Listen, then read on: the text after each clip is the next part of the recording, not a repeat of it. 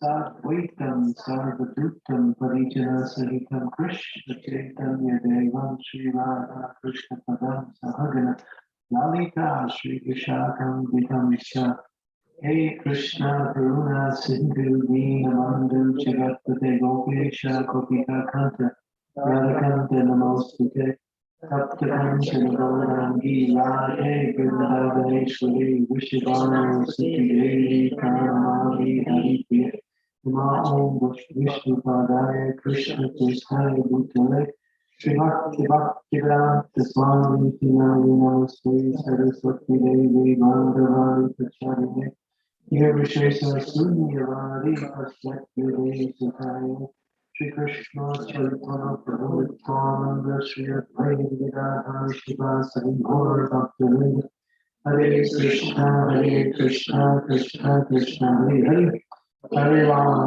Rama Rama Hare Hare Vanchika Prabhu Vishwakita Sindhu Vedata Vidyo Vaishnavi Brahmana. So thank you for coming, taking the time. So this is the month of Damodar, and there was a request by the host to speak a little bit about the different prayers that make up the Damodarastakam. We have some information available. This is a very intimate and very complex spiritual and philosophical subject matter that requires much discussion and understanding. We can try to skim the surface a little bit about what is being said here. And if we can do that, much more successful. So the first verse, of course, in the Damodarastakam, these prayers were done by a great poet and a great devotee who was living in Vrindavan at the time, Sri Candramauli. We don't hear much about him, but actually he was mostly quite unknown, but he became super known for this particular prayer, Damodarastakam. So without going into the Sanskrit, we'll do that later for the actual prayers. We'll speak a little bit about each of the verses, and I'll read the verse a little bit. The first verse, it begins, to the Supreme Controller who possesses an eternal form of blissful knowledge, whose glistening earrings swing to and fro, who manifested himself in Gokul, who stole the butter that the gopis kept hanging from the rafters of their storerooms, and who then quickly jumped up and ran in retreat in fear of buttered soda, and was ultimately caught. To that Supreme Lord Sri Damodar, I offer here.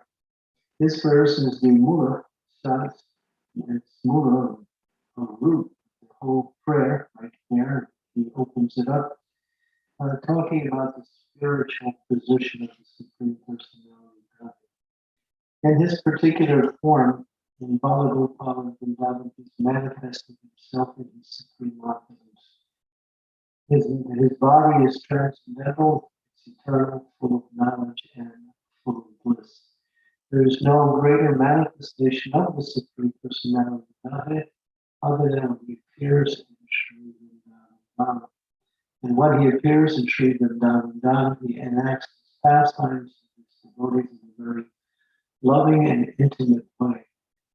So this particular invocation, which begins, he is glorifying that Supreme Personality of God, but then he goes into some of the characteristics of the Lord's form.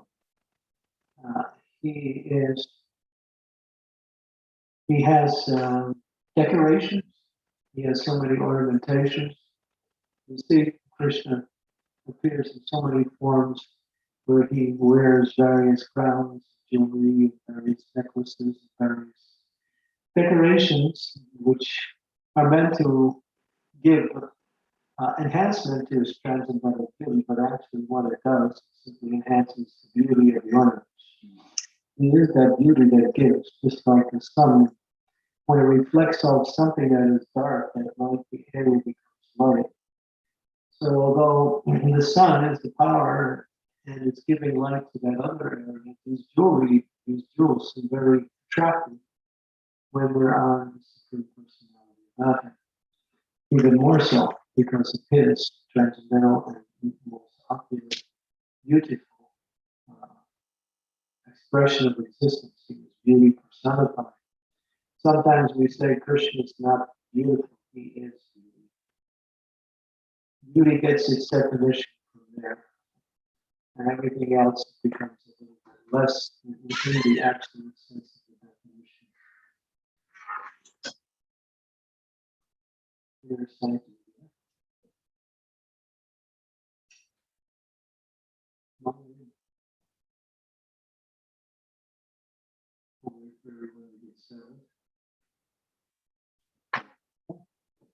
There's plenty of room here in the middle here if you want to sit.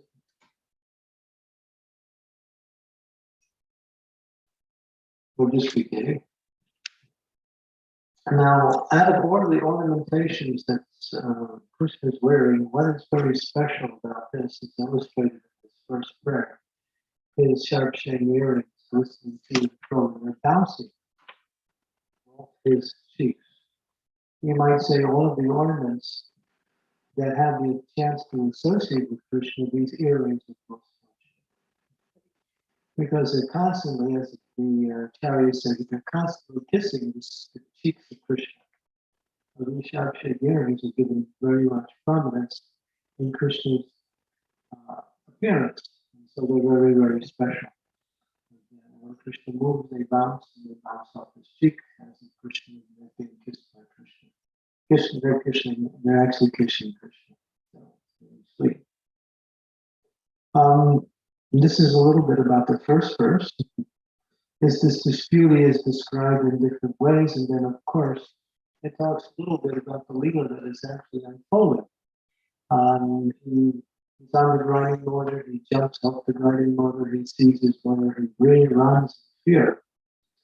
Now fear, the Supreme Personality of Godhead is the source of everything. So fear has no influence upon Krishna. In fact, in the Srimad Bhagavatam it says, in verses that glorify Shri Krishna, it says that the wind blows out of fear of me. Death takes its toll, that fear of me. And there's a whole list of the elements of nature which are working under the control of Krishna and in a way of fearfulness of his opulence, his power, his existence. But here you find something quite unique, even to Krishna. He's fearful. Now, sometimes people misinterpret this particular explanation as that he's feigning fear. He's actually not fearful, but he's playing the role of fear. That doesn't apply to his Madhurya nature. He has two natures. His nature is Adarya and Madhurya. Adarya means his opulence, when he exhibits himself as the Supreme Personality of Godhead. And so he's the all-powerful, all-controlling aspect of existence and all features. But when he's in his Madhurya mode, which is his Vrindavan mode, he is in his natural position as being the child of the loving Soda, the friend of many of his cowherd boys, the lover of Srimati Radharani and others. So it's not a role he plays, that's it. So he's not really fearful in the sense that he's playing a role of being fearful. He's fearful. He's actually exhibiting fear. And like I said, he's crying, he's rubbing his eyes with his two hands and the scarabs on his eyes. It's running and it's making his face even more beautiful as the black mascara runs down his beautiful lotus-like face. So this is described nicely in the first verse. Also, Oct27th puts a lot in that. And he also glorifies that person who is chasing after Krishna. She is running after him and he is running away. It's described that in her hair she has flowers and she also has a comb. And that these things are becoming loosened by her running after Krishna and they're falling. Now, Jiva Goswami makes an interesting explanation in describing that the flowers, now in Vrindavan, everything is sentient, everything has consciousness. So even the inanimate objects that we know of in this material, this microphone, the rug, there's no life. It's a combination of some material elements, but there's no. What makes it important is that it moves according to life. Life moves it, but it's not life itself. But in Vrindavan, everything is life. Even the flowers, even though they're off their stems, they're no longer connected to their existence, still they are conscious. And so the flowers are discussing in a very curious way, who is his mother? Now, she's running after the Supreme Personality of Godhead, and he's running in fear. She must be very special. Who is she? She must be a very special. God himself is afraid of her. So we're on her head. That's not what we're supposed to be. We're supposed to be her feet. So they start falling. And that's the reason they fall, just to honor Mother Soda by falling on her feet. That's the first verse. So he gives glory to Mother Soda. That's a little bit about the first verse. And we'll move on to the second verse. And the second verse says, I just gave a brief synopsis of the first verse. There's much, much more. Upon seeing his mother whipping stick, cried and rubbed his eyes again and again. It was to rub his eyes. His eyes were fearful, his breathing quick, his mother so bound his belly with rope. He shivered in fright, and his pearl was shook. And then Oct27th ends to this Supreme Lord Sri Damodar, who is bound with his devotee's love. I offer my respectful obeisances. There are many, many great personalities in existence who are trying to capture Krishna in one form or the other through penances, to austerities, to chanting mantras, to denying various types of pleasures, to giving in charity, to performing yajnas. It goes, the list goes on and on, but none of them can approach the Supreme Personality of Godhead. Although they make great endeavors, sometimes life after life, to perform all this. But it's all full short. But what is Mother Yasoda's qualification? She's not doing any of that. She just has love. But that love is not interrupted by any, it's pure and it's continuous. And the Srimad Bhagavatam, Savantam Sam Tutparo Dharmo, Ito Bhakti Oct27th, Hoitaki Priyata, Yatma Suprasiditi.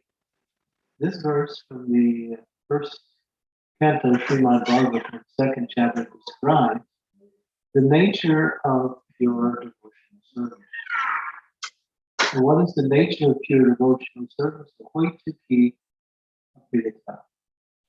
It has to be without personal motivation, and it has to be without interruption. So bhakti, in order for bhakti to reach its perfection, it has to have these two characteristics. Without interruption, without personal motivation. So Mother Yasoda has. She's completely absorbed in thinking how to serve her little son, who she thinks is her son.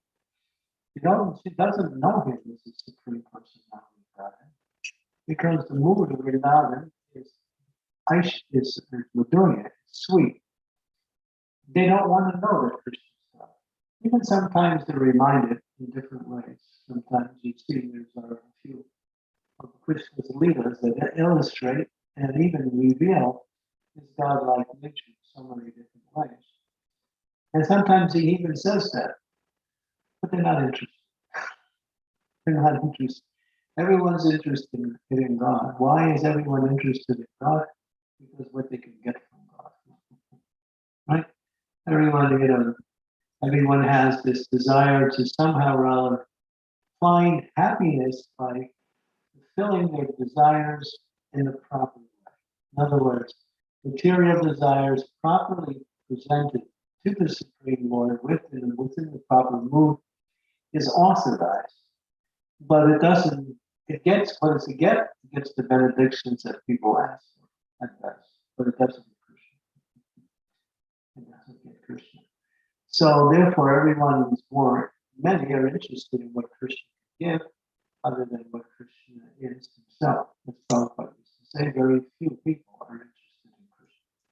But if someone really takes an interest in Krishna, then Krishna becomes very inclined to the person. And then it becomes natural. And so Mother Yasoda, she doesn't think of anything. Well, I'm tired, my back hurts. She doesn't care anything about what's happening with her or what she's getting. All she knows is that it's her son and he needs her care. And she's attracted to him spontaneously and pure love. Simply by, if you read the narration by Ananda Champu, by Kavi Kalapa, he describes the birth of Krishna's appearance. So beautiful. And it's so beautiful. You read that. How Mother Yasoda, when she saw her child, she couldn't even, everything about him was like a pure crystal cloud descending into her life in such a powerful way. Everything about Krishna. And he was just born. When you look at babies when they're just born, you think, well, that's nice. But they're not so beautiful or attractive. I mean, give them a little time and something starts to happen. But then with the birth, they're just like, the only one who can see the beauty of the baby at birth is the mother. That's nobody else. The mother tries to describe it, no one else can understand. It's the unique feature of the love of the mother. It transcends all of these apparent experiences that people have. It's deep. So Mother Yasoda is not only deep, she's absorbed, so absorbed, and simply trying to serve her child in such a way that he grows up to life. She wants to give him good health, good everything, make him happy, everything the child is needed and more. That's Mother Yasoda. And it's a constant mood of love. But as we mentioned here, and great personalities approach the Supreme Personality of Godhead with tremendous amounts of austerity and tapasya, but they can't capture that. Why? Because this love is not there. Prabhupada used to say, some people would pray, they say, my dear Lord, please give us our daily bread. So they ask God, Prabhupada says, that is not our mood. Our mood is, what would you like to eat?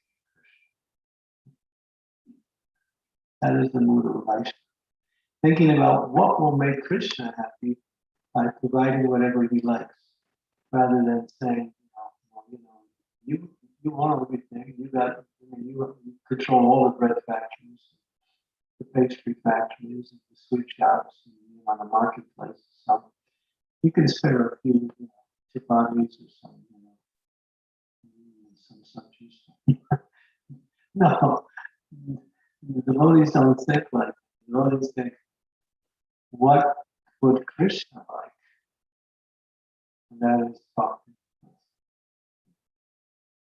That is the mood of the Yasoda. Now, we mentioned a little bit in the explanation of the previous birth. She's perspiring. Her whole body is shivering. The necklace that she's wearing is shaking. And she's running after Krishna. Now, there is a mistake, and I will be criticized for this. They say that she ran after him with greater speed. Not possible. It may appear like that, but Krishna decided to get caught. When his mother, he saw his mother getting tired, fatigued, she really wanted to. Okay. He was scared because she was carrying a stick. Now her intention was not to hit him with the stick. She just wanted to scare him. And she did a good job in that. But Krishna wasn't thinking like that, she's got a stick. What will be the results of this? So he's running. But finally he feels a little compassion. And he slows down.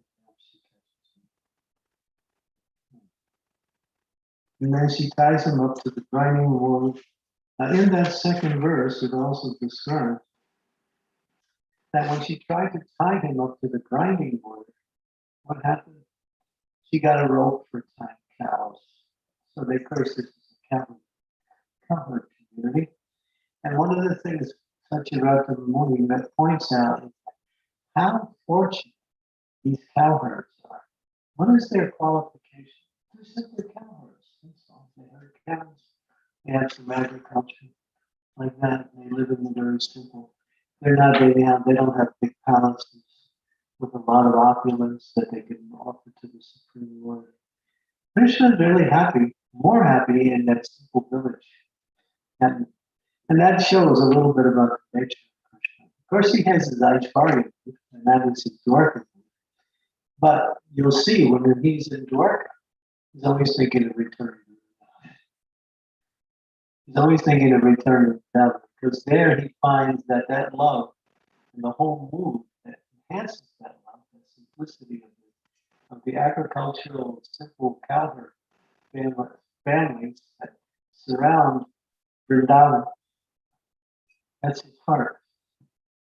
He finds that mood the most pleasing, as opposed to the Aishwarya. The queens, they love Krishna also in a complete way. He doesn't find the same satisfaction. That's why he's called Lila Purushottam, another name for Krishna, means he loves to perform leelas. Okay, now she's trying to tie him up. Gets one rope, and then she sees another piece of rope. She ties it to the first, and she's putting the rope around his belly. Now it's mentioned that his belly represents the entire universe. So try to put a rope around the universe. So that's not, even thinkable. But she can't do it. So she gets a little giddy. She's kind of like, she's laughing, but at the same time, she's confused. And then Krishna, he's still there, and she gets another rope, ties it to that rope, and she tries again to tie him up. Again, his 2 fingers too short. And she gets another rope, and then finally, the news in the village goes out that Mother Yasoda's trying to tie up her son. So the ladies come and they all bring different colored ropes, all for tying cows. So they're giving her different ropes, one after another. And it's becoming quite confusing, and more even more hilarious. The ladies are laughing. Krishna's not laughing, he's just there. When is this going to get over? And Mother Yasoda's trying. And the thing is, the Acharya says, Krishna's not getting any bigger. He's the same little child. He's not expanding into the universal form. He's the same baby. And so this goes on. And finally, you don't hear this in the main pastime, but this is by Bhaktisiddhanta Saraswati gives a real sweet antidote, which sort of illustrates the heart of this particular pastime. Srimati Radharani, she's also a little girl, very small, maybe 2 or 3 years old. She comes, and she sees, and then she sees Mother Yasoda, so she takes the little top knot from her hair, which is tied by a ribbon, and she takes the ribbon off, and she gives it to Mother Yasoda. And Mother Yasoda thinks, okay, and then she ties it to the rope, and then when she ties it around the belly,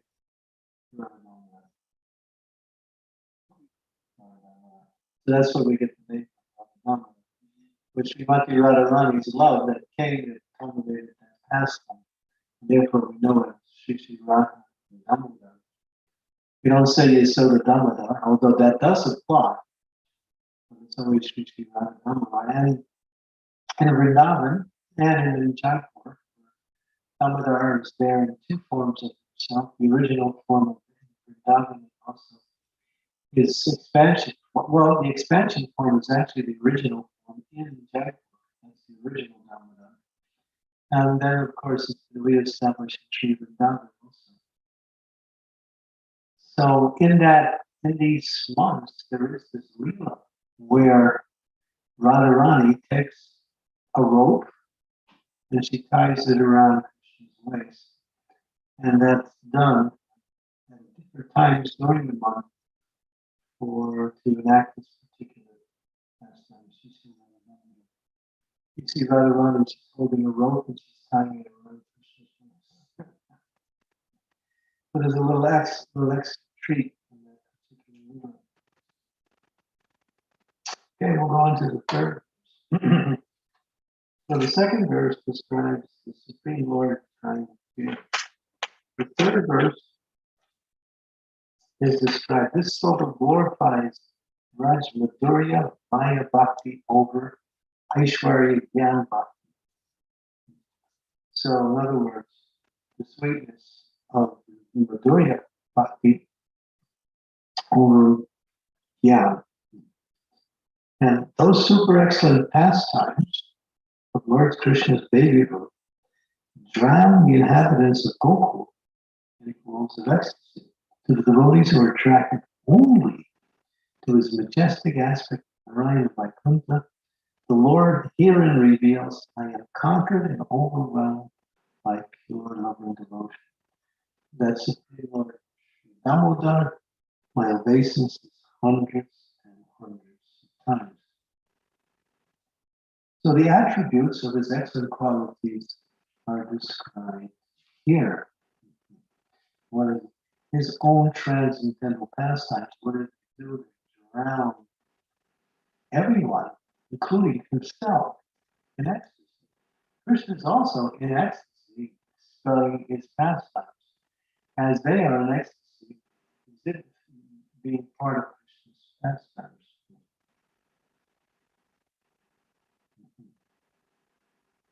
And in this verse is a warning. There's the warning that to cultivate knowledge of his majesty and opulence, he doesn't reveal himself. He only reveals himself to those pure devotees being conquered by their pure love. Tadiye Shikarajeshu Bhaktir Jitatum Bhakti Jitatum and Akyayam Yatam. These are the words that indicate that so only by pure love. And then what is it? He said, he doesn't offer his obeisances. He says, what?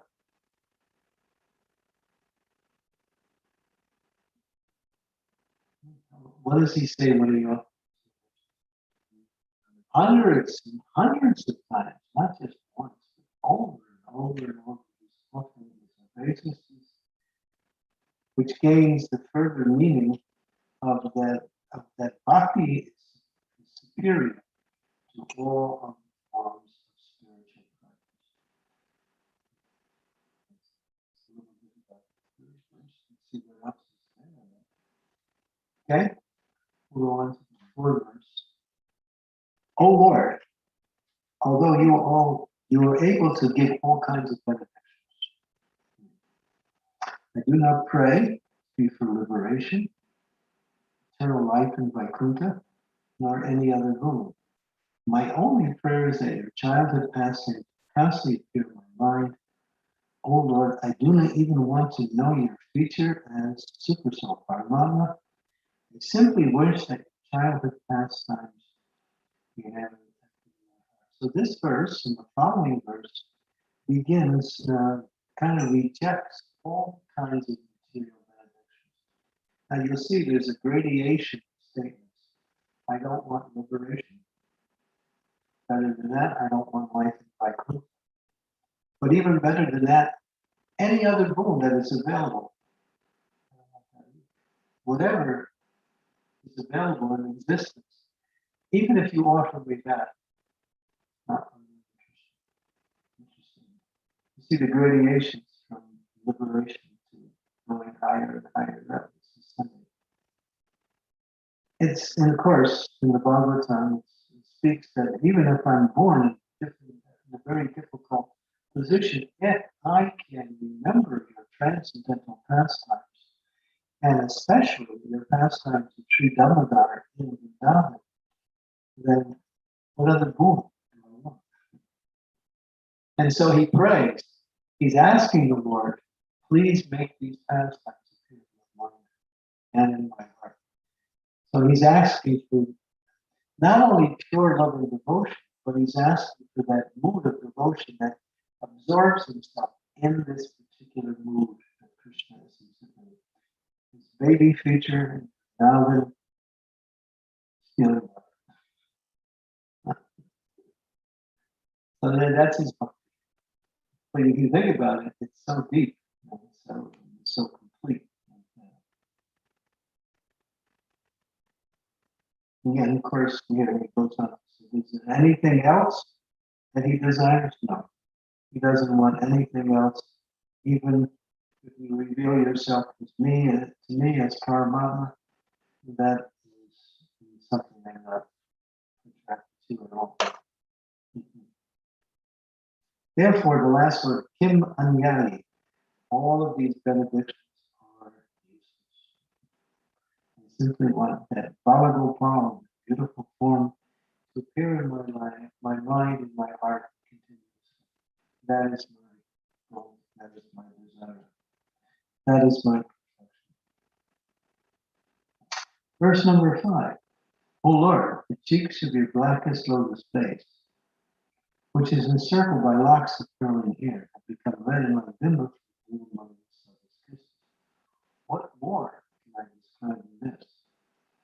Again, he says, millions of opulences have not used to me, made his vision constantly be made my life. These are not eulogies like he's done, put himself up. I'm such a great devotee, I don't want anything, only you. No, he's actually feeling. And what does this say? What does this tell us? That's how attractive Krishna is. Krishna is so attractive that one reaches a certain level of attraction, nothing matters.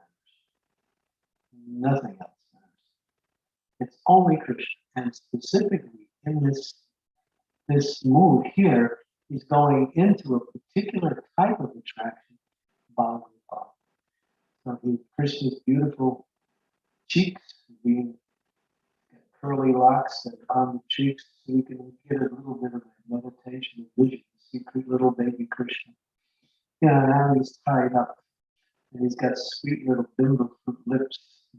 I don't know if you know what a bimbo fruit is, but when you eat it, you get all red. And that's the color of his lips. And he's got black cheeks and with his locks curling down from his hair, which give decorations to his beautiful face. All he wants is that. That's all he wants. Therefore, he says, may that lotus face manifest my mind. Mukam Bojam. Manas Aviras. Again and again. Manas Aviras. Not just once. Continuously. Over and over again. Sada. And then there's a very nice description. Krishna's crimson red lips like bimbo fruit. This is all described in this particular expression. Now he's chanting the glories of the Lord. O unlimited vision, O Master, O Lord. What does he say? Be pleased upon me. The devotee wants.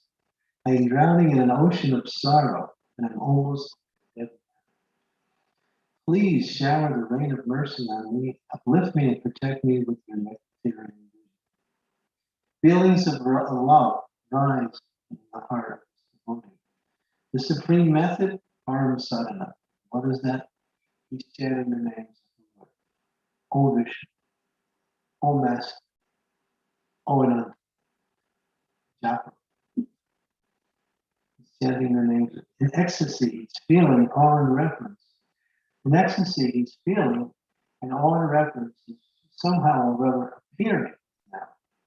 You see this appearing, and now I'm drowning in an ocean of sorrow. What is that sorrow?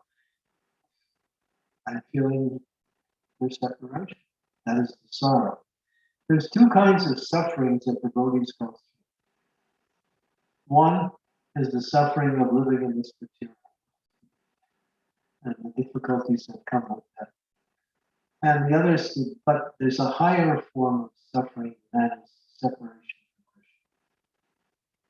from Krishna. Which supersedes and overshadows all other forms of separation.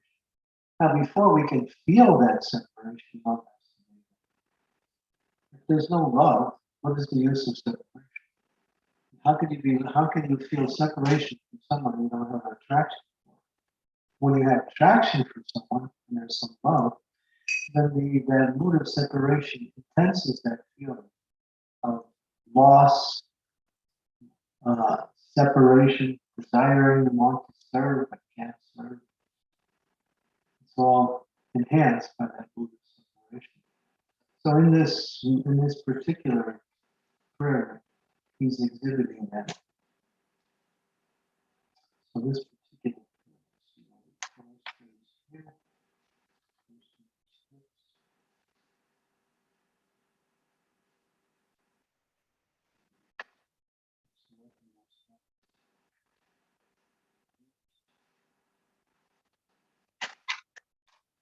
the prayer for Shakshadash. Shakshadash. In other words, the boon of seeing Krishna. That's what he's praying. And he's chanting the names of the Lord. the devotee hopes. There's a thing called hope against hope. You've heard of that? You have hope, but then you know there's hope against hope. But there's still hope and hope against hope. Right? It's hopeless, but you still have some hope. That's hope against hope. Now, there's something higher than that. Complete hopelessness. When you reach that stage, then you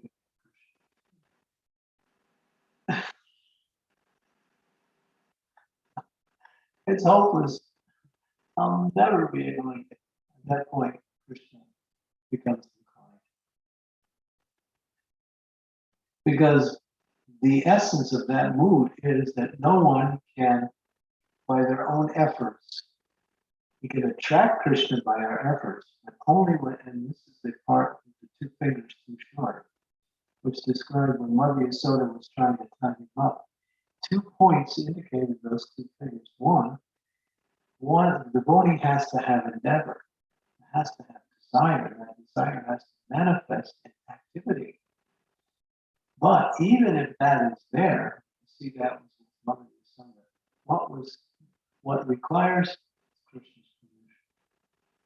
And only when that happens, then culminates in perfection. In other words, the devotee meets Krishna.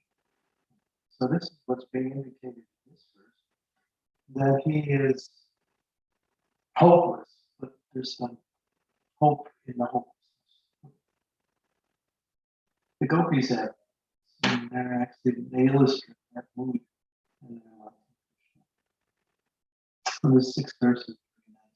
And I'm drowning in the world of sorrow. So when sorrow becomes, what does sorrow mean? Unfulfilled desires. There's no hope of fulfilling it. Have you ever been in that situation in life where you're in a situation and it's just so overwhelming, you're feeling so much suffering or hurt, and you can't see any way out? We hope you don't go through that. But there are people who do go through that. At that point, you can get it. I'll tell you a story which illustrates this point from another tradition, and that is Christianity, which is also very deep in that word of love and separation. Although the philosophical teachings are not so developed, and Buddha Bhakti is very strong in Christianity. And this one story is illustrated by Saint Francis of Assisi. He was practically the greatest of all of the saints in the Christian area, Saint Francis of Assisi. Have you ever been to his place? Yeah, in Italy? No. No. I spent a half a day there, maybe more. And if you see the devotees, just go there and spend the whole day. It's full of bhakti. We met some of the priests. But one of the pastimes of his life is he was always with his brothers. And he was really strict on everything. He would never allow them to carry any food. They would only get food by begging. So one time, they were traveling and it was the middle of the winter. Now I'll revert back to the actual story. He said to his brothers, they were all around him, he said, what is the greatest happiness we can experience?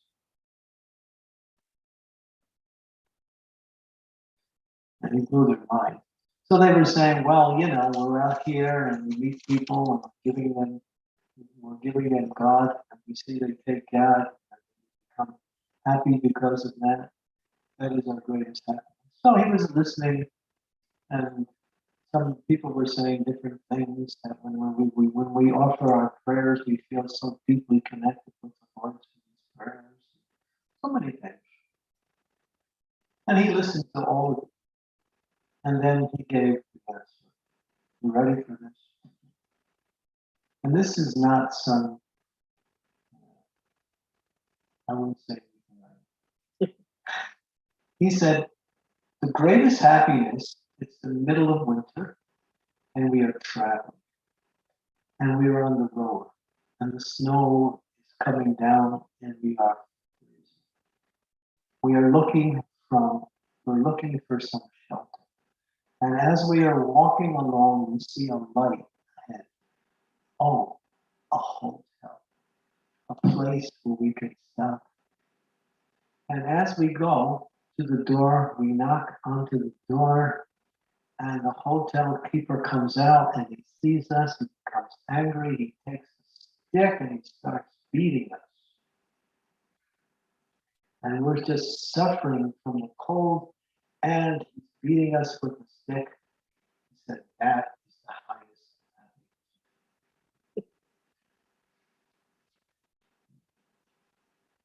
happiness.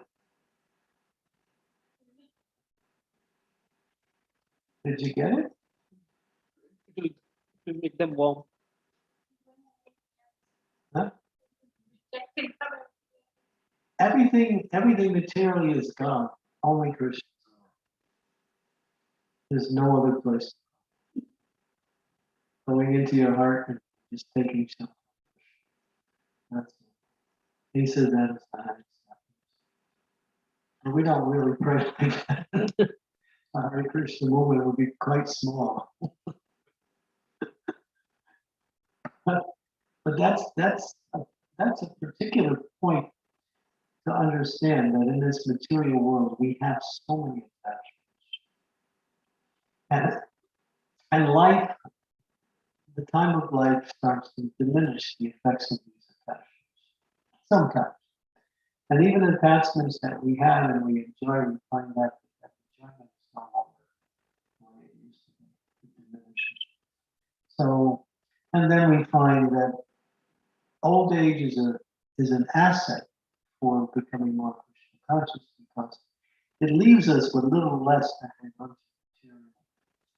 So we're forced by situation to give up our attractions and attachments to things. And then we come more and more to emotional life. That's why they say old age is the best place, best part of Krishna consciousness. When you're young, it's nice, you can be also Krishna conscious anytime in life, but old age has that advantage. Is that because when we're young, we're still thinking of enjoying this material world. We make our plans, we have our ideas, we think of so many things.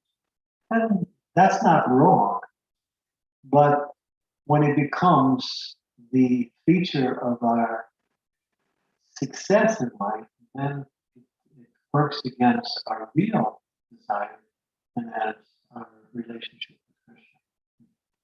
But then as life works itself out, the time takes away all of those opportunities to enjoy. Something else becomes important. Okay, that's verse number 6. I hope that wasn't too strong. First, that's not our tradition. We don't follow Christian tradition. But, the Christians really are into suffering. They accept suffering as a way to express bhakti.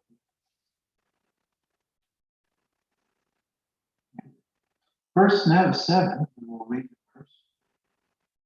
O Lord Damodar, in your baby form, Mother Yasoda bound you to a grinding stone with a rope for tying cows.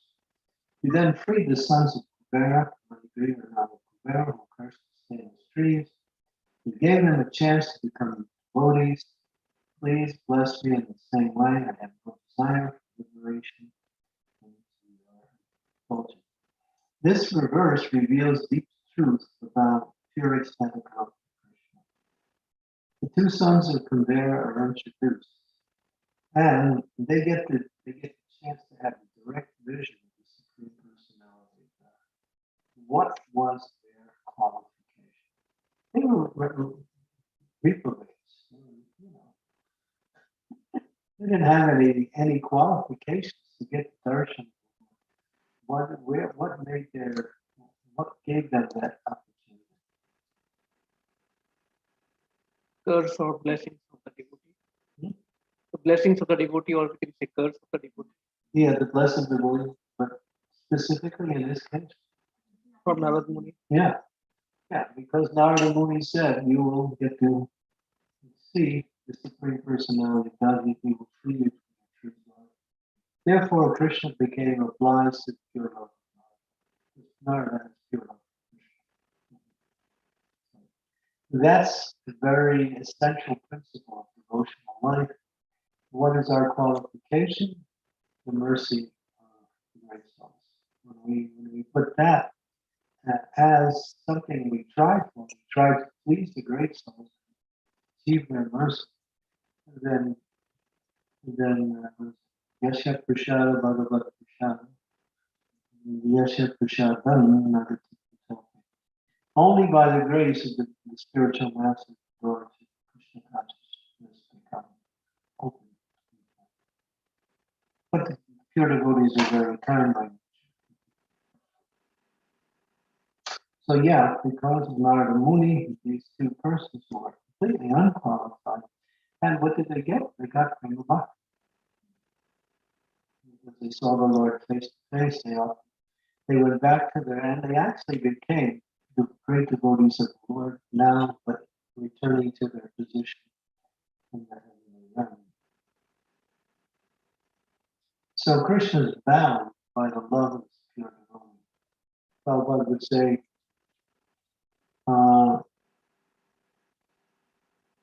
Krishna, I'll give your mercy to this person.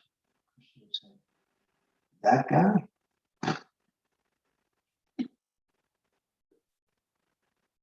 Krishna's a little tough.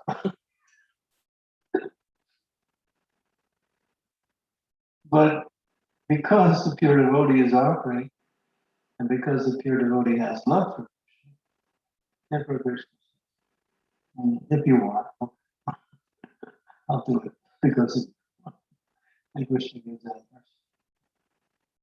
So yeah, getting the mercy of the great souls, of the favorite souls, is the success of the essential. And the opposite is also true. So be careful on that other side. That's why Prabhupada used to say, Bani and Vapu. So Vapu means personal association. Personal association is like a cutting edge. You can go one way or another. So it can be something very beneficial, or it can bring you down in your spiritual life, depending on your consciousness.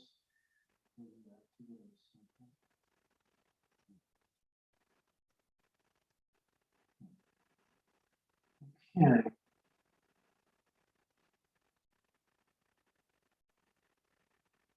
Yeah, so they want to, and now he's giving exclusive shelter. Even though the Lord may offer benedictions of liberation, no, not interested. I'm eager for anything else. Again, he illustrates that point in this verse. He only wants private bhakti. He doesn't want liberation into the occult. It is mentioned here. I have no desire for liberation. Please bless me the same way you blessed these two sons of Govinda. That's humble. And the last verse is really amazing. Now he ends with the glorification of everything.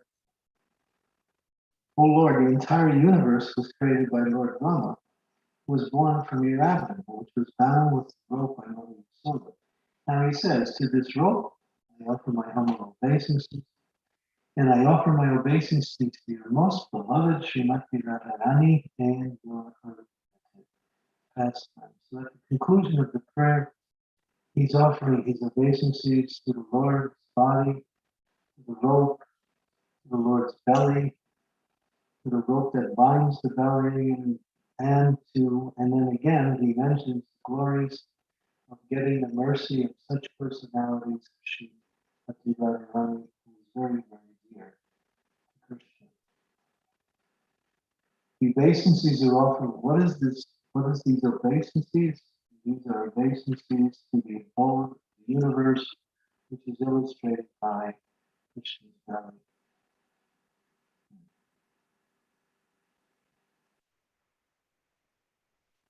So here, obeisances to Srimati Radharani, she is the best. And then, which is very interesting, it ends here, it says, Namo Nanta Lila Devaya. He's glorifying all of the pastimes of the Lord. But the acharyas give a little indication of something that is not directly mentioned, but is the best of Krishna's pastimes. So that last line indicates Ananta Lila refers to Rasa. So that's indicated in a covered way.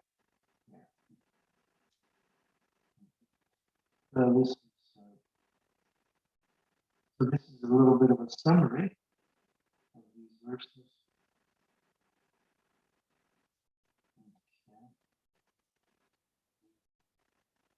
Conclusion of the prayer, I'll read, alludes to the supreme transcendental pastime Rasa Lila, as well as all the unlimited pastimes of the Lord. These pastimes are highly confidential and not mentioned directly. The word Devaya, divine transcendental Lord, Krishna is indicated by the word Devaya. Namo Nanta Lila Devaya. I prostrate myself unto you who are engaged in unlimited transcendental pastimes. This is the mood expressed by such a person. So that's what we're trying to learn here. What is that mood of devotion he's exhibiting?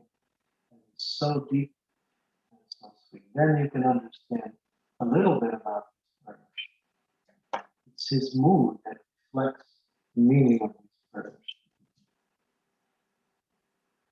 Okay, so a quick summary of these 8 prayers that we every night sing.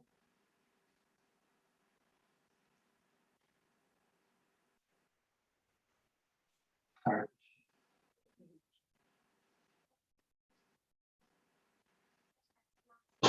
Very good. Yes, yes.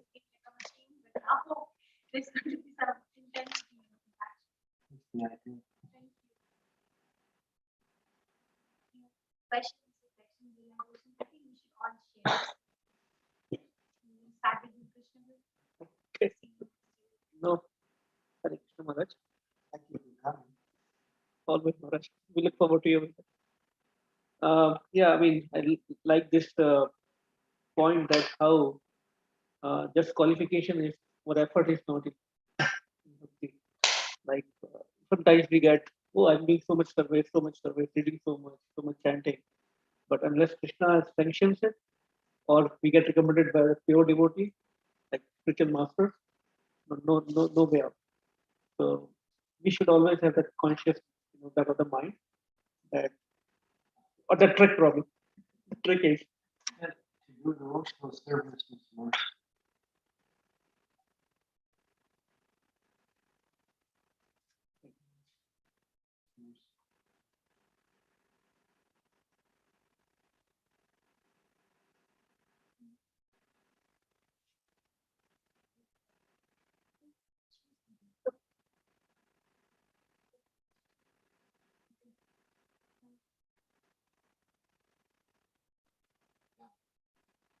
I was very absorbed in the lecture. I was hearing the details that you don't hear. That the Leela just makes you feel so much love for Krishna, like, and seeing how Mother Yashoda has so much love for her son. Yeah, it's just so inspiring.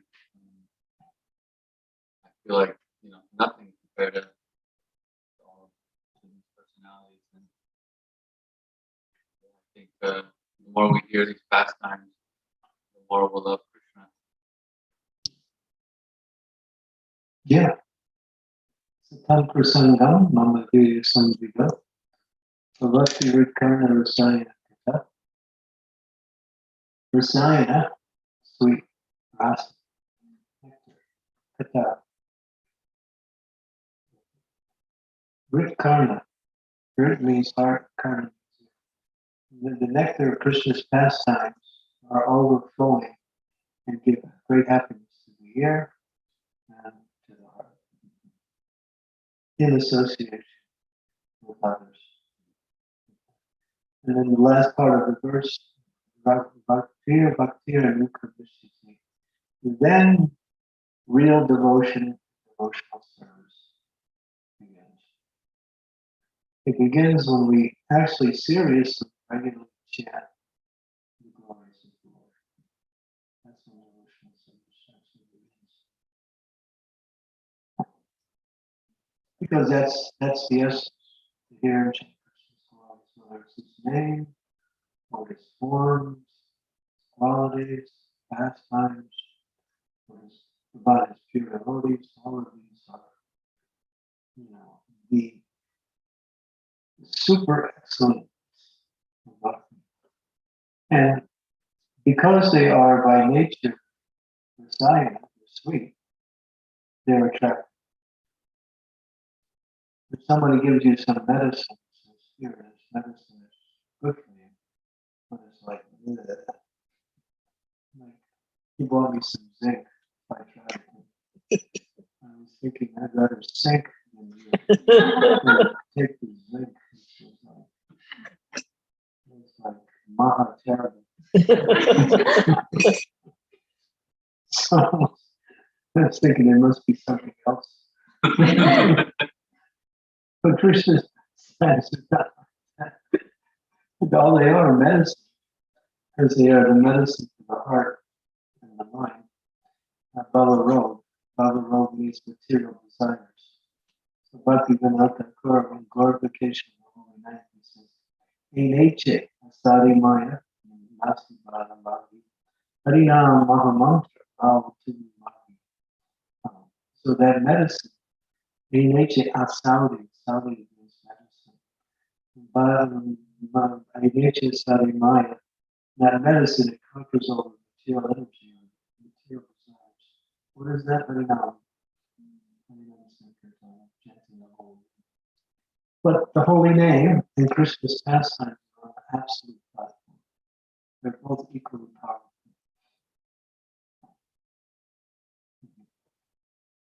And Leelas are attractive.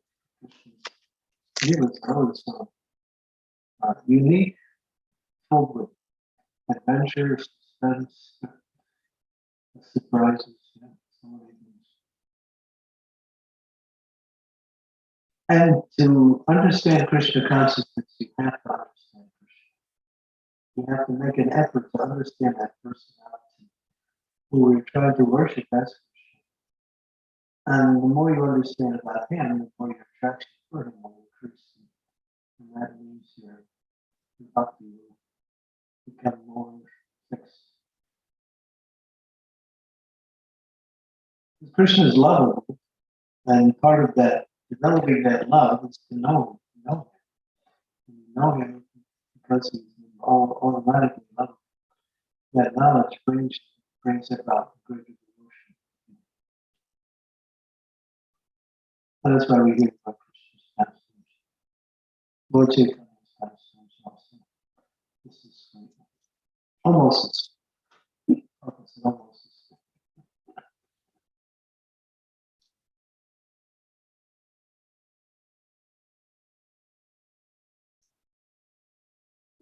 Would like to share. Thank you, Mharaj, for such a beautiful description. It was so beautiful, and how, like you were describing about all the details, like you said, like how Yashoda Maiya's flower were like falling and getting into her lotus feet. So it was really, really beautiful description, Mharaj. Thank you so much. It was so blissful. Jiva Goswami gives us a clear and deep understanding.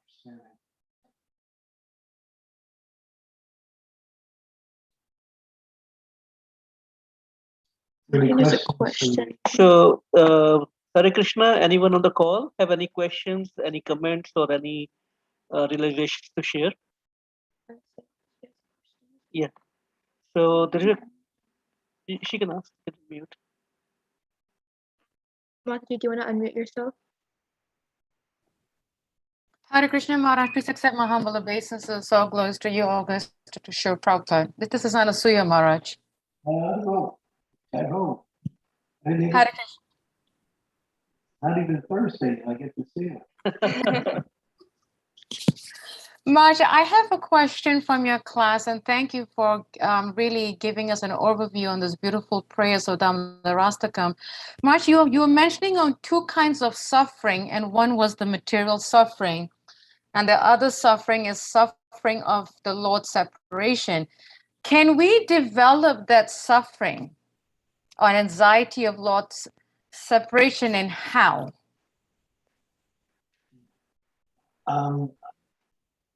Well, that is the mood taught by Lord Chaitanya.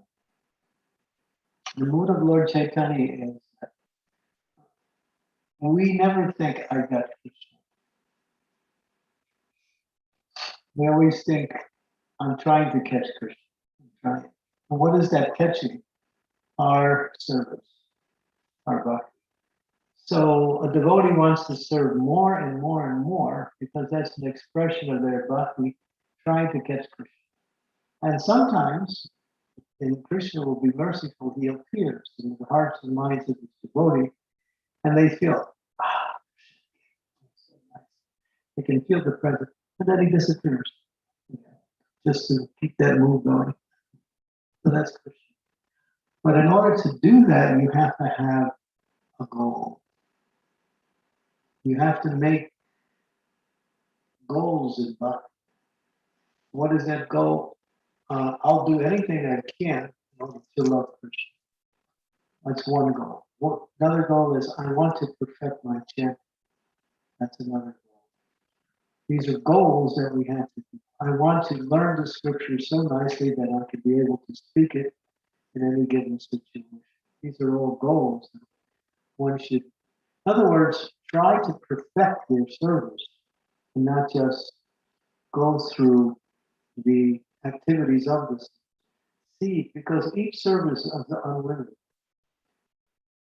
The quality you can put into it, the devotion, the time, the effort, and the expertise is all unlimited. So with that mood, we execute devotion. The other mood is, well, I got so many things to do, I'll get this done, and that one next one, and it's getting closer to Prasadam, so things are getting more exciting. So, Prasadam is just finished, and then you think, only another 4 or 5 hours to the next one. I'll be counting the minutes. So not like that. The idea is to have, and this Shiva Ram Maharaj illustrates this in this recent publication called Sankalpa Kamodi. I would recommend you get that book and study. It's long, it's 800 some pages. But he gives this thing called Ekavrata. Ekavrata means making the activities of devotional service a focus and a goal to achieve.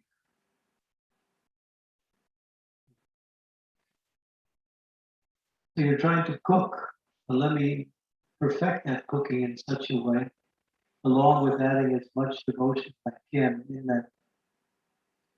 So one should not be satisfied simply to get things done. One should be thinking how to do it in the best way. Prabhupada was an example of that. If you watch Prabhupada, he was a picture in everything he did. He did it with such grace, such attention, such devotion, that just by watching Prabhupada, you would get inspired. It was like a swan. So, of course, we may not be able to imitate that level of bhakti. That's the move. Try to increase the quality and even quantity of our devotion. And specifically focus on different areas that attracts you the most, especially our sadhana. That's Thank you, one way Mharaj. that move separation.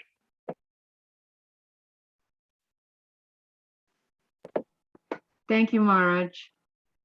That's how it works.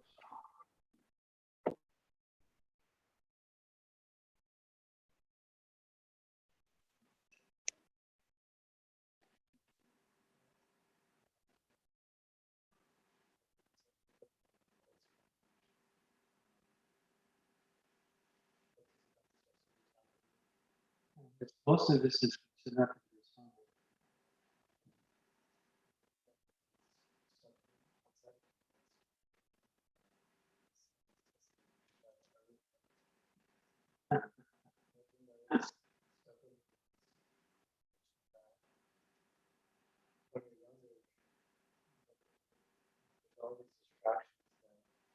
Well, you have goals. You know, I want to get a job, and get a wife, and get a house, and a house, and kids, and take care of the kids, school the kids, got insurance for the kids, how to pay a car, got to pay the rent, got to get another one, to rent the mortgage, and then I have to polish the car, make sure it looks nice, better than the other people around me. So we have so many desires when we're young in order to fulfill our practical material necessities. And that is the, nowhere in the Shastras does it say that's against Krishna consciousness. But what it does, it has a tendency to divert our attention. So therefore, one has to be more diligent to make sure that one gives sufficient time and quality to our particular knowledge.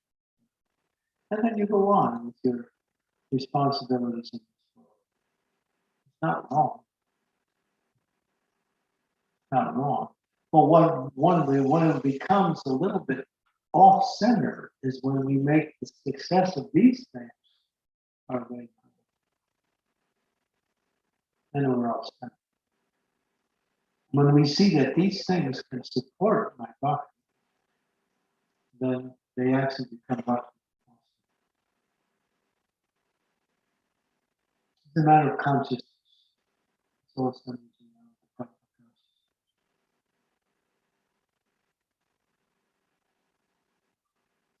But when you find as life goes on and you fulfill all these desires, you go through all of that, you get married, the wife's there, there's no more physical attraction for the wife, and then the kids are grown up, and they're married, and then then you find there's more available time to take care of spiritual. That's just a natural progression. But in the meantime, don't forget to go become Krishna conscious. Because we become Krishna consciousness, that's the success of everything we do. The happiness we may derive from family, friends, and things that we own are all really connected to our relationship with Krishna. When we're developing a nice relationship with Krishna, and it's developing nicely, then everything we have becomes a source of happiness too. Not a source of just burning our life down with responsibilities. And even if there's challenges, it's not so important. Because of your dependence and mercy coming from Krishna, and you have the equipment and have the understanding how to move forward despite difficulties in life. For a devotee, every situation in life is an opportunity for spiritual growth.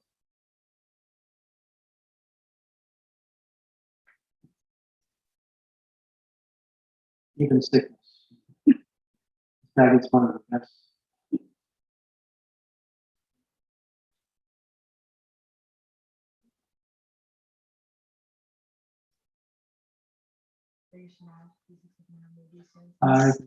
You play nice for nothing. Raj, I like how you explained like the meaning of Radha Damodar and how why we say Radha Damodar and not Yashoda Damodar, and how Radha was like, you said she took the ribbon from Yashoda Maiya's like, I think it was hair you said, and then She took it out of her hair and gave it to you. So. yeah, and then that was used to high, like in order to Krishna. Like I still remember reading like in so many books how it took many tries for Yashodamaya to get the rope because even it was 2 inches short every single time until Srimati Radha got the ribbon from. Yeah, that's Swati Siddhanta Saraswati's commentary, to which you don't necessarily read all the past. That's interesting. You might say, well, does that mean Radharani's love is greater than Yasoda's? Well, someone asked me that Yasoda's love is the best in Vatsalya Rasa. Radha's love is the best in Madhurya Rasa. So, is there any superiority to Radharani's love? Only the intensity. Because when in Madhurya Rasa, the intensity of love is greater because of the nature of the relationship.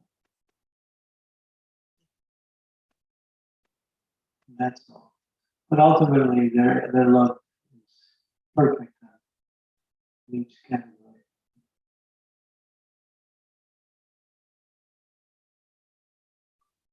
But to give a little flavor, Radharani jumped in.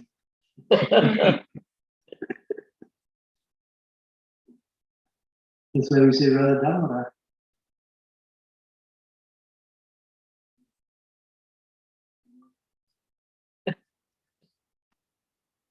Had so many reflections in the liberation, but one question. You said when we serve the spiritual master, there is one in this Bapu. And Bapu service is cutting edge. So one up or one actually down. Yeah. So how does one prevent from going down? By always remaining in the mood of humility. Even if there's some mistake, one is humble. But if one becomes critical, even in the mind, that can cause one to think in the wrong way and enact.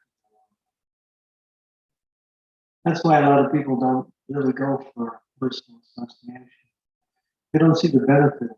Personal association is very beneficial because it endears to the spiritual master. Well, of course, as Prabhupada said, it is cutting edge. This is this thing. That one can also make offenses in that association. But to avoid offenses, one should just practice the mood of humility. Now, if you just chastise me every once in a while, I like that. It's nice. Mharaj, you're not eating. Why you're not eating? You're not gonna grow up. You're gonna stay a little boy and you can't get strong. So that's love. So that I can deal with. I like that. That's sweet love. So when you do that, you know, that's okay. Because it's not motivated by anything like, well, you're here and you're just giving me a lot of trouble. I have to cook and I cook and you're not even eating. Just see, I just wasted all my time. If you're thinking like that, then it's not the same thing. So it's a matter of consciousness, 100%. I'm scared about the Madhavendrapuri and Ramachandrapuri. So, Well, Ramachandra Puri was offensive. He spoke offensively to the guru. He was instructing his guru. But he was instructing him not only in a wrong way. Madhavendra Puri was in the ecstasy of faith and separation from Krishna. He was crying. And Ramachandra Puri, he was a Brahmavadi. Gurudev, calm down. Don't cry. Just control your senses. Focus on the mom. Madhavendra Puri said, get out of here. If I see your face at the time of death, I don't what was the destination? So he instructed him, and that was, and the second day he instructed him in something that was completely contrary. And then he, because of that, he developed this fault-finding mentality, and he found fault in the devotees of Lord Chaitanya, and eventually Lord Chaitanya. And then because of that, after some time, he no longer could stay in association with them. That's the results of offenses. One starts to, doesn't see the benefit of associating with devotees. He starts picking up materialistic association, thinking that's more better, it's better, getting more from that. Devotees don't really understand Krishna does that, kicks the devotee out of the association. The devotee thinks he's making that choice to leave, and actually it's not. So that's the story of that. If I mentioned, if you're sincerely trying to serve, even if there's some mistake, that mistake is considered to be service also.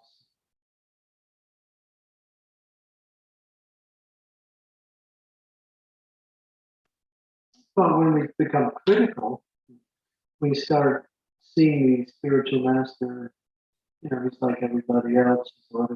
Start seeing his activities as being ordinary, and then finding fault with that. Then that's where you start going down. That's why Srila Prabhupada, he had a few personal servants, because no one could stay with him for an extended period of time. Because after a while, familiarity breeds contempt. So it can happen. You get familiar. When that happens, then automatically there'll be the wrong thoughts, and which will lead to the wrong activities.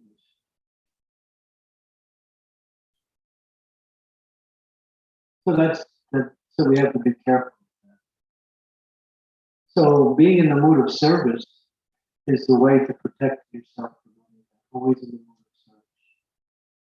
And if you see something that needs to be discussed, if it's brought up in the proper way, then that's fine. The spiritual master, the great souls, don't consider that to be offensive.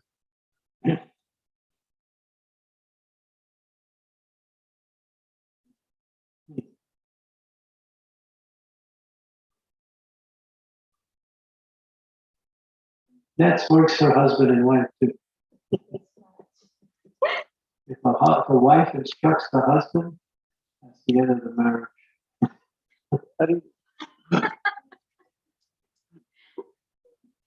But she has to learn how to instruct her husband without letting him know she's instructing.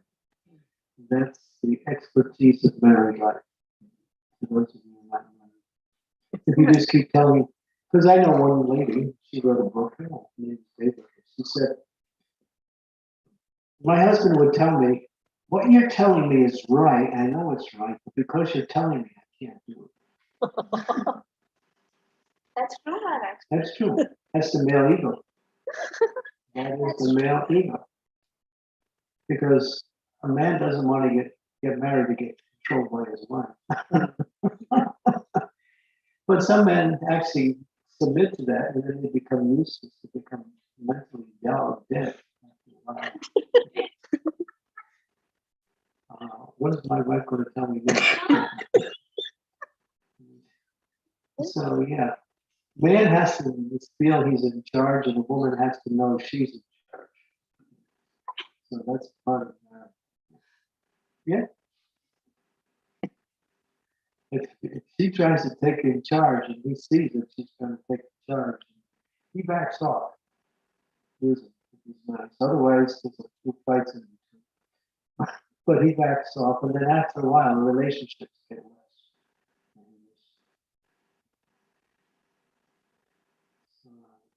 She has to make the decisions, and he has to have the intelligence to understand what she's telling him to make the decisions.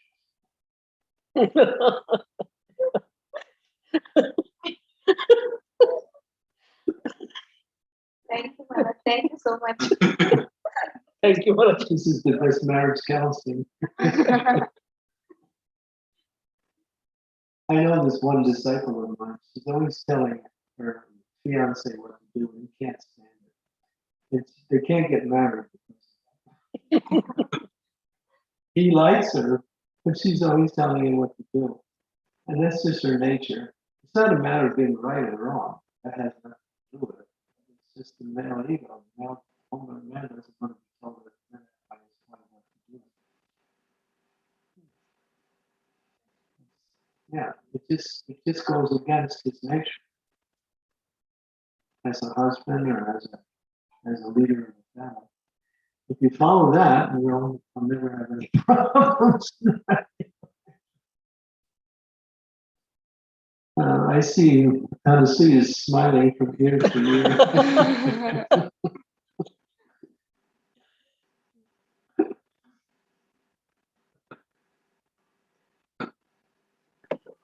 I'm having a good time laughing, Maharaj. And I You can know what I'm really saying. feel all the fun that's happening there. I wish I didn't have to work and I could just come and join all of you. We are missing you. Okay. I'm missing all of you, including Maharaj with all his amazing humor. I'm like having a crack over here. I didn't catch that. He's having a crack over there. Your humor. Oh, okay. Yeah, she's been missing that she's not here. The truth I'm is, just cracking up, Maharaj. I'm just really cracking up, Maharaj. But thank you. It's just amazing how you're sharing all these points. And yeah, it's like right on. That's true. Maharaj, one question I have is, you talk about like how it's more beneficial spiritually to be in the association of devotees and hear Krishna Katha or perform devotional service. So That is devotional service, but that's the essence. how important it is for people like us who are not really close to temple, but still to be associated with temple. Going to the temple should be a feature of everyone's life, not just for the, what you say, the holidays, like the upstanding Janmashtami. It's nice to visit the temple regularly, like once a week. Like that. I mean, maybe because of children, occupation, other responsibilities. It's not easy, and distance is also consideration. But having the temple means sadhusanga. That's important. Having these programs are also sadhusanga, and that's important. So, I mean, we can do the same thing by ourselves, but it doesn't have the same effect. Sadhusanga is the basis of our happiness in Krishna consciousness. Sometimes we have the tendency that okay, we are far away from temple, so let's celebrate the festival. Maya will tell you that. Oh, exactly, my Guru Maharaj said the same thing. It's Maya. If you're not. Yeah, I mean, you have to see what is practical, but you should definitely think we should go to the temple at least once. That's not much.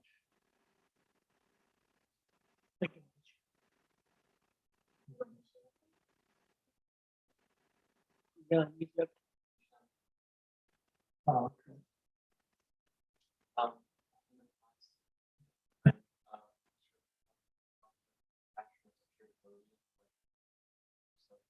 Yeah.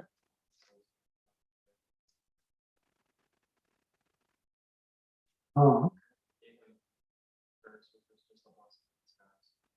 yeah. And one of the natures of the sadhu is karulika. Karulika means very merciful. He's out to distribute Krishna's verses to others. He sees a little spark somewhere.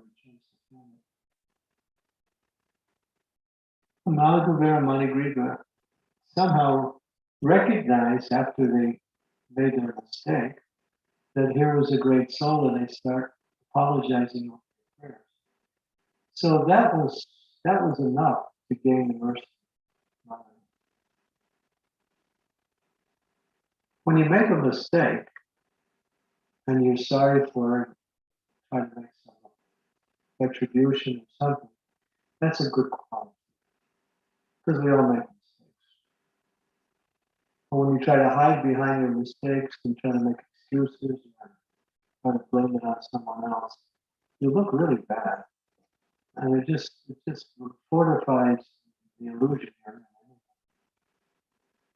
You just compound the whole thing and it's another mistake. You see that when police are chasing someone. The more they run, the more angry the police get. If they stop, throw their hands up, then the police, are, they just commonly come and then take the man away.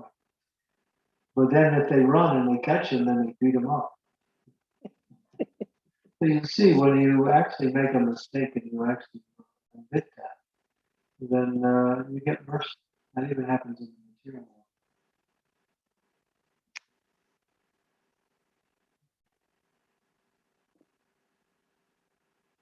Especially in Krishna consciousness. So that's what they did. They realized the mistake, apologized, begged forgiveness, and Narada says, because the principle of a curse is you can't dispense with it completely. If you give a curse, you can't withdraw it, but you can modify it, and that's what you can modify. He gave them the benediction that, all right, stand as trees, but in the courtyard.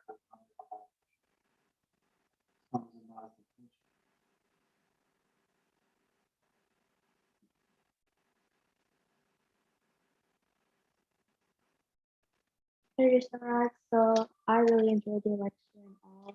Like Mataji mentioned in the right after we finished that next time, like right after we're gonna sing Damodarastakam, we're able to relish the Damodarastakam more because now that we've explained it in such detail, it's gonna be a lot.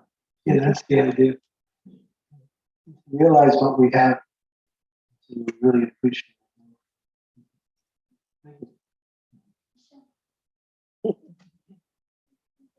We saved the best for last. Yes.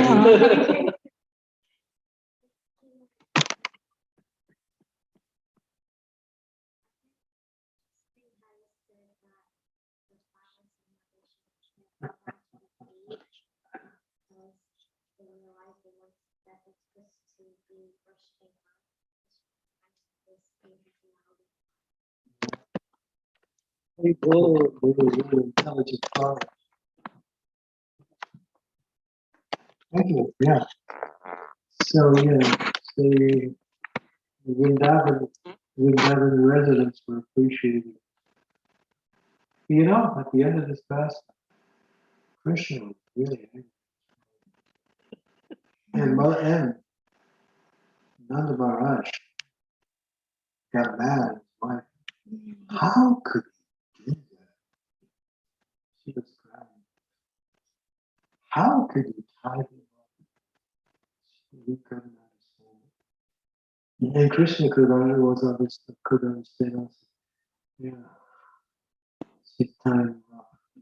I don't like it. But her love was too strong, so he had to give in. He didn't want to do that. Because there is a part of the pastime that we didn't mention. As soon as she tied him up and left and went to do her choice, he called the cat friends. Not untied. He called his friends.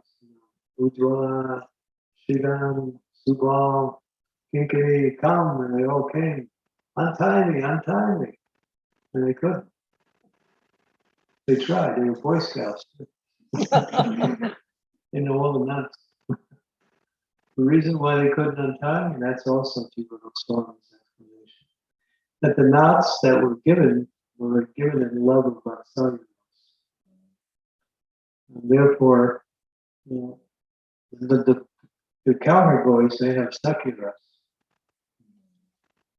They couldn't do it. But only when Nanda Maharaj came did he untie us. He freed Krishna. Krishna came with his son. Because he had Vatsalya.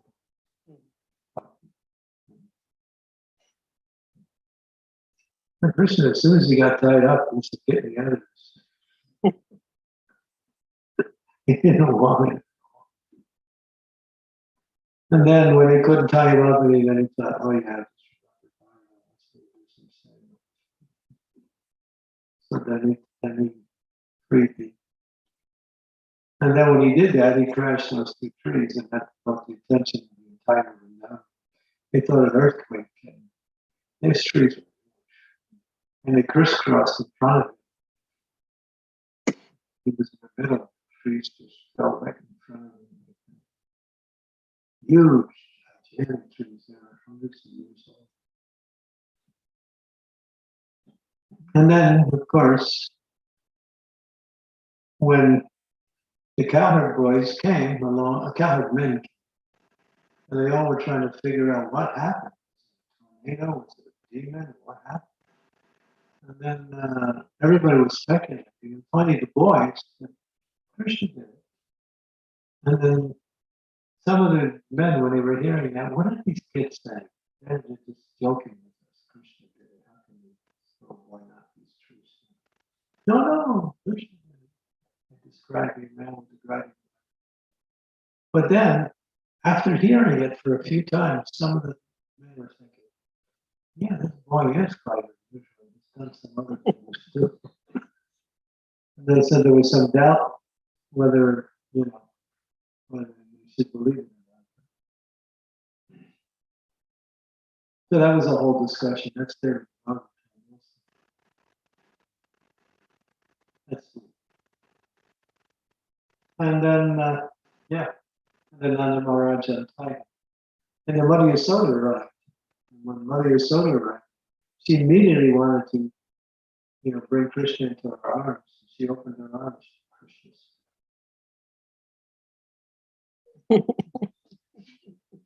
He wasn't interested. He just went.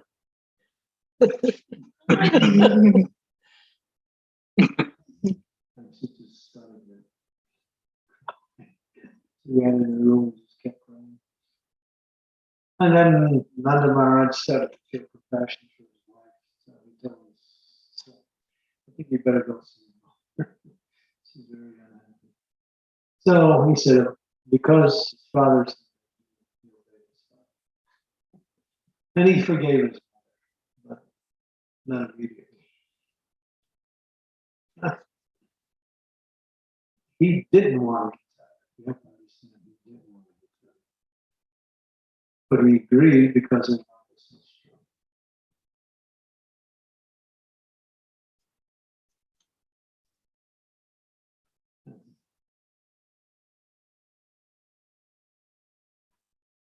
Try to tie up a little child.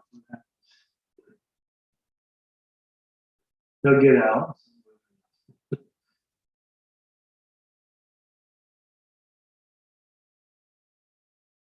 And that's a cruel way to punish a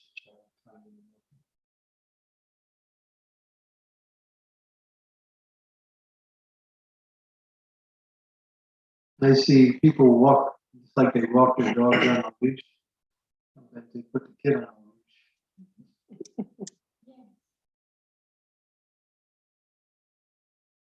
That's cool. Of course, they're thinking, he might run out to the street or something like that.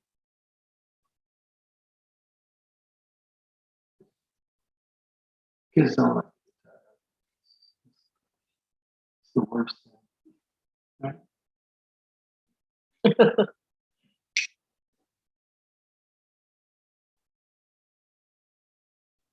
It's even worse than going to school.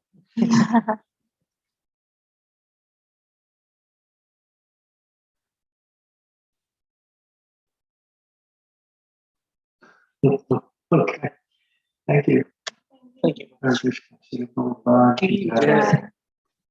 Holiness Candramauli Mharaj ki jai.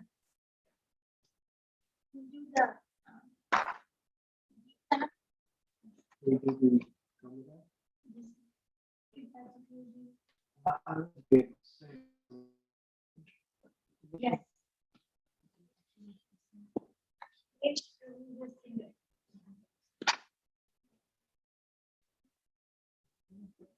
You can go. Mataji, we will start Damodarastakam in the temple room. If you would like to join, we can the camera over there.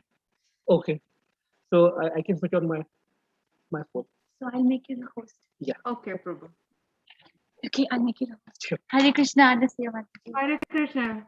Accept my obeisance of the Sri Is it Prabhupada.